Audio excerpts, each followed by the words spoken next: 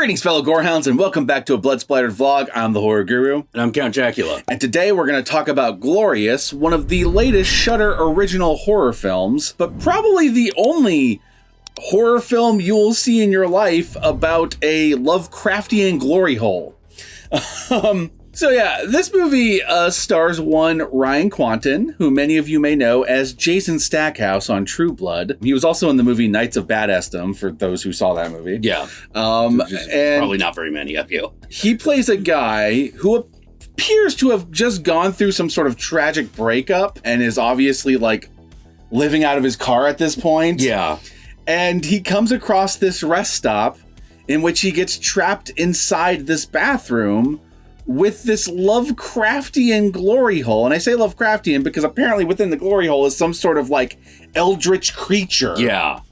That is speaking to him through the voice of J.K. Simmons, a.k.a. Bring Me Pictures of Spider-Man. Yeah. And I gotta say, this is probably J.K. Simmons' best voice acting role. Oh, yeah. And he's got some good ones on there. Yeah. You know, he's done some good voice acting work.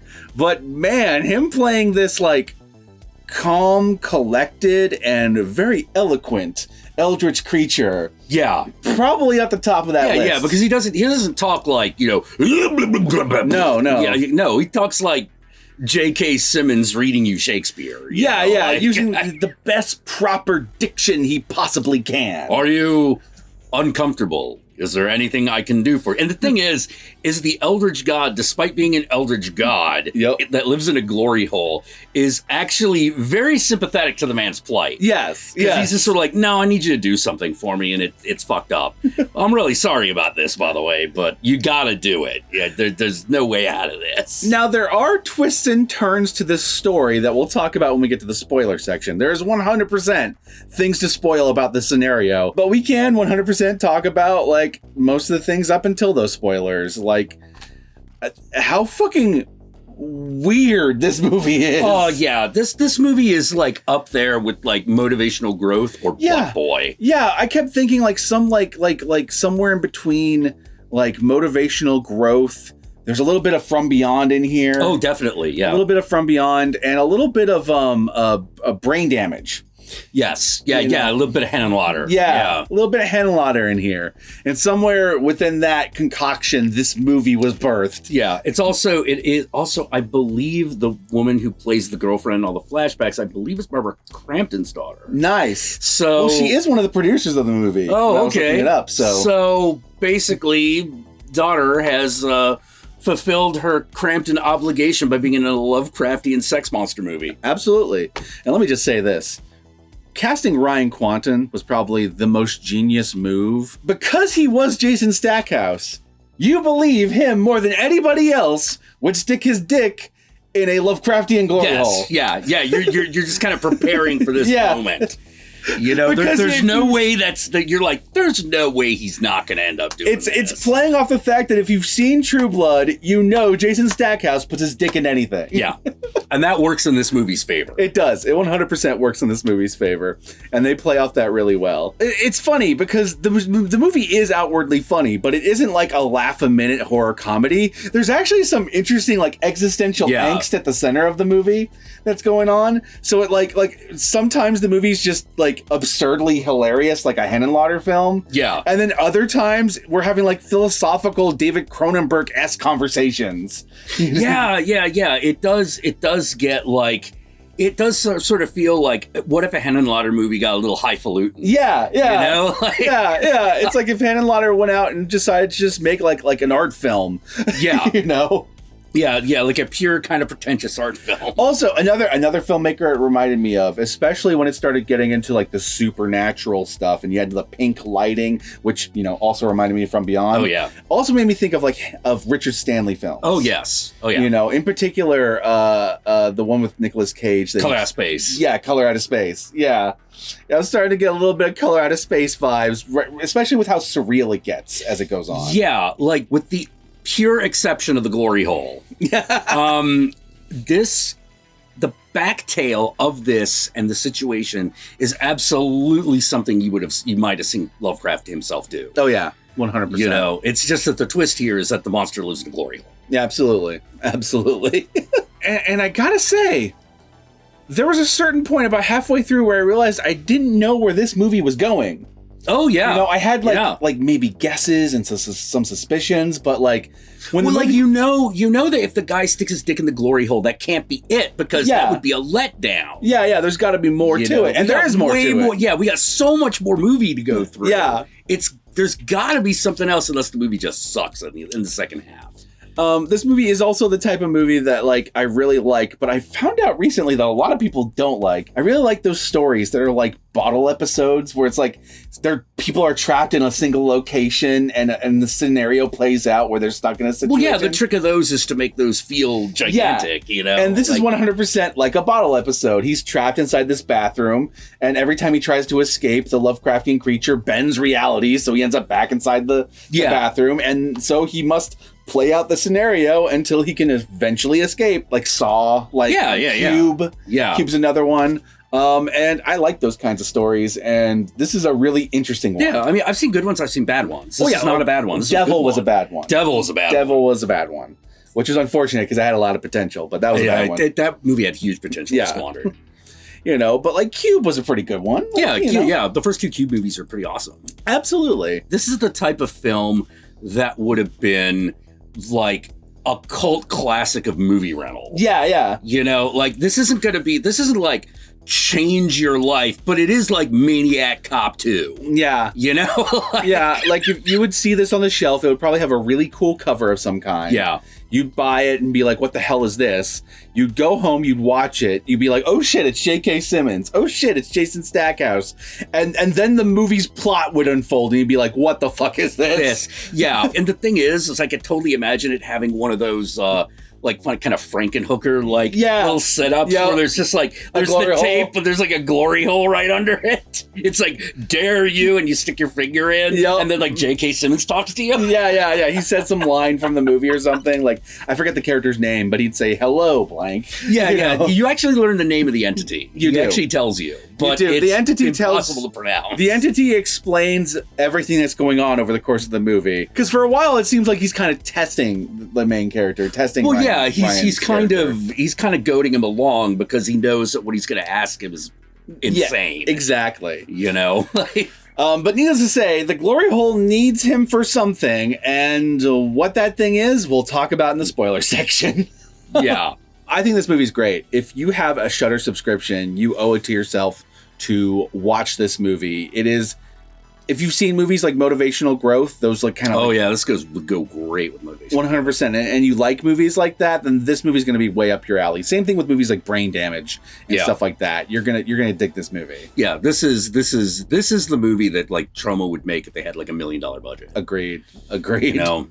And if they had like James Gunn now. Yeah. If James Gunn now was making a Troma movie back then. It would be of this quality. Exactly. Trent Haga, who also worked for Troma for a little while. If Trent Haga was writing the kinds of movies he writes now back then, this would be that movie. Yeah. Probably more Trent Haga than James Gunn with this movie. I agree. Yeah. You know, like it has the same kind of dark, twisted sense of irony. Yeah. that James Gunn has too, but like Trent has I don't know. Trent's just way meaner about it. Like James Gunn is already mean, but he'll let the audience off the hook. Yeah. Trent Haga will not let the audience off the hook. Like at the end of the day, no matter how cynical and dark a James Gunn movie gets, like Super. Yeah. You still feel underneath it, there's like a puppy dog. Like, you know, like there's this guy with this heart of gold making these movies. When you watch a Trent Haga film, you can tell that if there was a puppy dog there, that dog is now cynical. It doesn't give a shit. Yeah, that dog is now given up on life. Yeah. So yeah, if any of those sound like the kind of movies you're going to enjoy, you're going to like Glorious. Absolutely. I don't know if you can hear the cat right now, but we're going to keep going even though he's meowing. But just know the cat does not approve of the fact that he can't go outside right now. Yeah, he's not into it. Basically, we have had coyote sightings around here lately. So the cat... Quite a lot of them. Yes, so the cat is not allowed outside, but he really wants to go outside and doesn't understand why he's not allowed outside. And we're like, hey... We just don't want you to be Coyote Chow. Yeah, we don't want you to get eaten. That's it. That's literally it, you know? Yeah, because before he just had the run of the place. Absolutely. But then as soon as it's like, hey, coyotes are coming into the neighborhood and are eating small pets, and it's like, oh, well, that's terrible. And then you see them. Yep. And then you run into them, Yep. and it's like, oh, okay, yeah. Mm-hmm. No. Now, there is no animals that I recall being killed in this movie, so you don't have to worry about that. But it is a surprisingly gory movie after a certain point. Like, Yeah. It saves it all up for like these very special moments. Once you get towards like the halfway point, it starts to get a little bloodier. Yeah. And, you get a little bit more entrails and things like that. But like going into how that happens will be a big spoiler. So we'll talk about that later. So don't think that this is just going to be existential angst and humor. It's also going to be a bit of a splatter film. Yeah. It is a little gross. Yes, absolutely. Hence why we keep referencing things like Trauma, Trent Haga, and James Gunn. Yep. So obviously this is available on Shudder. And with that said, let's move on to the spoilers.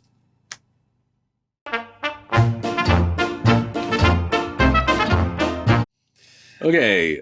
Man. Where to start? Well, the main thing that's the first spoiler would be, it turns out what the eldritch creature wants out of the main character is that it turns out the creature has recently been awakened. Yeah. And it was a creature that was created by another eldritch god thing to essentially destroy the universe. Yeah. And it didn't want to destroy the universe, so it kind of defeated its master and then went into hibernation. But now it's awakened, and now its master's awakened, and its master's looking for it. Yeah.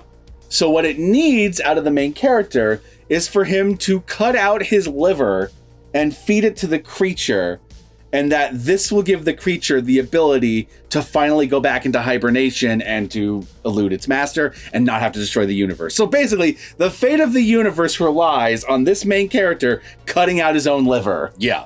Now, that's like the first twist, but as the movie goes on, more fucked up shit is revealed. Yeah. Not the least of which being the reason why he chose this character to begin with. Yeah. Because at the end of the day, he sees this character and him as having the same sin. They're both killers. Yep. They're both destroyers. Because I misled you when I said the main character was having come off like a terrible breakup. Because it wasn't a terrible breakup. He fucking murdered his girlfriend. Yeah, he murdered his girlfriend because he's a serial killer. Yeah, it turns out he's a serial killer who has a bad habit of murdering his girlfriends once he's decided his girlfriends are not right. Once they have like broken whatever like stupid crazy serial killer like line that he's got. Once they've crossed it, he kills them.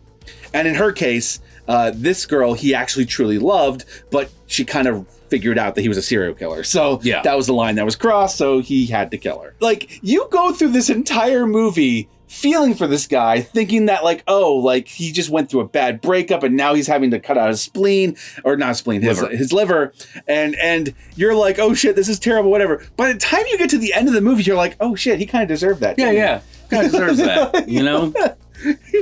Motherfucker kind of deserved it. Yep. Now, there are hints throughout where you could figure this out before you get to the conclusion, but I'll admit it took me like at least to the midway point where I started suspecting he did something to his girlfriend. Yeah, I had a feeling he was a serial killer. Like about halfway through, I suspected, oh, did you like beat your girlfriend? Is that what happened and you ran away? Is that what's going on? And then it turned out he was just a straight up serial killer. I was like, whoa, okay. It went fucking darker than I was actually kind of thinking they were going to go the serial killer route at the halfway point. Yeah, that makes sense. There. But none of that detracts from the actual movie, because the real movie is just basically it's him and J.K. Simmons, and it's one of those things where I'm like, how did you guys film this? Because I find it really hard to believe that you got this performance out of both of them if they weren't in the same room at some point. I guarantee if he wasn't in the room reading the lines, they must have phoned him in or something. They either had to be in the same room, or everyone here is twice the fucking actor that you thought they were. Which they might be. Yeah. Because it could be they didn't get J.K. Simmons till later,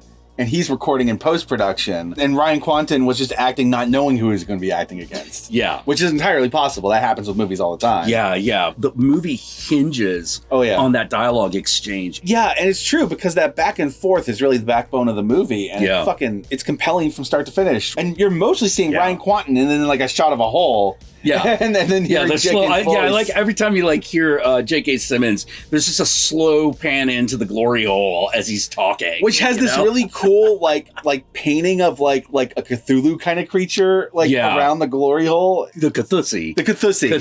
Yeah, there we go. And it's really cool because J.K. Simmons' voice acting is so fucking good. You believe this character, even though you're not even seeing you're not even seeing him. Yeah, like you're getting glimpses of the tentacles and like the glowing red ooze that is the creature. But like the thing that's like so impressive is that most of your understanding of the character outside of the voice is all with the movement of the camera. Yes, 100%. You know, you're just like, what the hell? Jesus, guys, you fucking damn. I also love details like there's a point in which the main character actually ends up getting another character inside the bathroom with him. Yeah. In his attempt to try to get the other character outside to help him get outside. And once the character's trapped with him, I love how the creature knows it has to kill this guy because it's seen too much. He's now trapped inside. Yeah. You've made him involved, but he doesn't want to. His existence is destroying, but he doesn't want to destroy. He'd rather not be there. He'd rather just choose not to exist. Exactly. You know? It's really cool. And that's one of the scenes, which is like one of the first truly gory scenes when he's just and the thing is, most of it is off screen. But it's raining blood. Most of it is just blood coming up out of this fucking bathroom stall. Yeah, and just blood everywhere, raining fucking blood like it's the end of Evil Dead. Yeah. But in slow motion with this music playing, and then seeing the aftermath of the gore on the ground.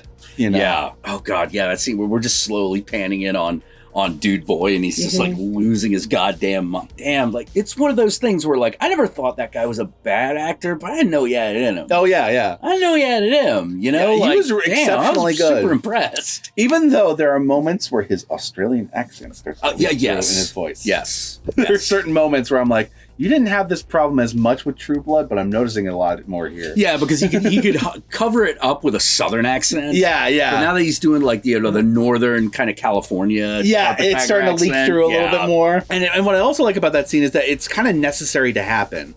Watching the creature kill this innocent person is kind of what sells the ending when he's just you're just like me. Yeah. We're the same.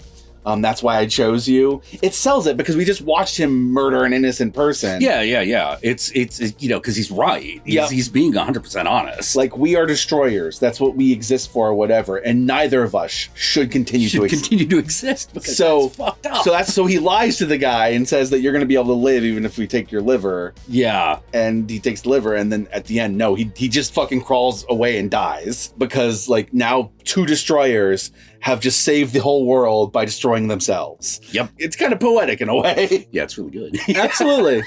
I highly recommend it. I was about to say, it does feel like a short story that you would find in a 90s horror anthology like Hottest Blood or something. Like a Clive Barker short story that someone adapted into a movie. Yeah. There's also something celluloid. There's also something inherently splatterpunk about the movie. Oh, yes. It's got this kind of punk rock feel. The way the movie is filmed just feels it. Yeah. Especially when you have those weird cutaways where he's just there's this weird fucking rock metal music playing while he's just burning shit. He's having his mental breakdown. Yep. Yeah, no, it is. It's a fucked up movie for a fucked up audience, and that's why it has my seal of approval. Mine too. It is a fucked up movie. I love it. And with that said, my fellow Gorehounds, where can they find you, Count Jackula? Oh, you can find me on Twitter at Counting Jack and at what's that other one? Instagram.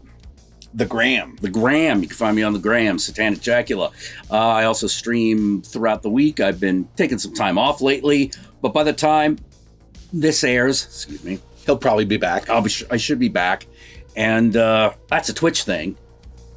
So you need to find me on Count_Jackula at Twitch. And y'all know me, I'm the Horror Guru. You can find me at the Horror Guru on Twitter, on Twitch, on Instagram, and Facebook. Just look up the Horror Guru or Blood Splattered Cinema and I'll be there. Be sure to like, comment, and subscribe, and don't forget to ring that notification bell so that you're notified of my videos immediately upon their upload. And if you'd like to help out either of us more directly, be sure to check out our Patreon pages, and remember, if you decide to go the Patreon route, even $1 a month can go a long way. And what would be a good hashtag for this one? Hashtag Cathussy. Cathussy. You're gonna have to spell it for people, though. Yes, well, I'll put it right here. Yeah. I'll spell it right here. Hashtag Cathussy. Look at your screen right now. It's right there on the screen. Use that hashtag. Work it into your comments somewhere below. Ask for it by name. Yep. And that way I know, and that way Jack knows, you watch this vlog all the way through. And I also challenge you to work Cathussy into your everyday conversation this week. Just just casually throw it out there while talking to someone. See how they react. Yeah. Why should Vecna get all the fun? Yeah. Why should Vecna and his Vecnussy get all the fun, No. Cthulhu's got a perfectly good Cathussy. Yeah, it's right there. He's popping that Cathussy.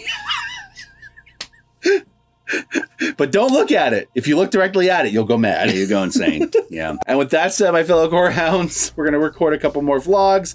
I apologize that we've been kind of absent this last month. It's been a lot of shit has been going down. It's been a month. Yeah. A lot of terrible shit. Some good shit, but a lot of terrible shit happened this month. And we were not in the positions mentally, nor did we really have the time physically to record vlogs this week. That's why we're going to catch up on some vlogs with some stuff we watched during the month right now. So peace out, and I'll catch y'all later.